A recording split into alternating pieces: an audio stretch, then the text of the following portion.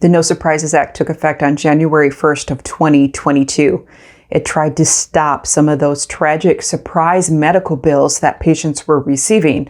We're going to take a look at some of the consumer protections included in the No Surprises Act, starting with some out-of-network protections. This applies to individuals with private insurance because there were other protections already in place for individuals that have coverage that comes from either Medicaid or Medicare.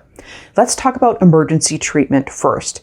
For somebody getting emergency services, most providers cannot bill you more than you would have paid for in-network treatment, even if you're at an out-of-network facility.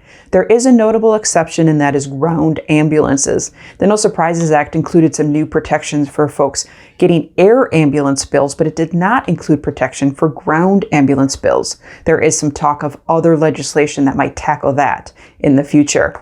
Behind the scenes, there are some rules determining how much your insurance is actually going to pay the provider for this emergency care that you are receiving. But the bottom line for patients is that your out-of-network emergency treatment costs what it would have been had you been at an in-network facility.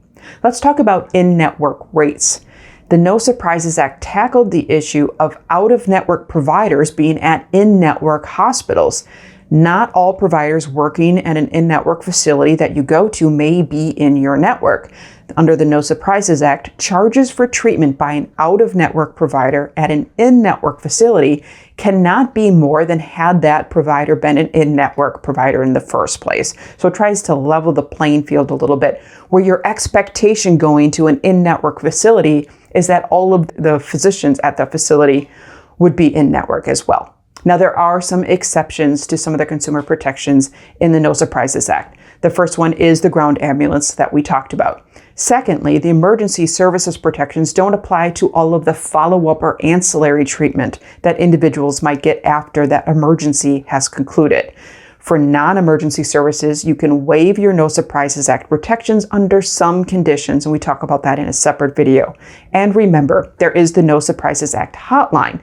If you have a complaint or dispute with any of the bills that you get that you consider to still be a surprise bill, you can run it through the hotline and learn what some of your rights might be.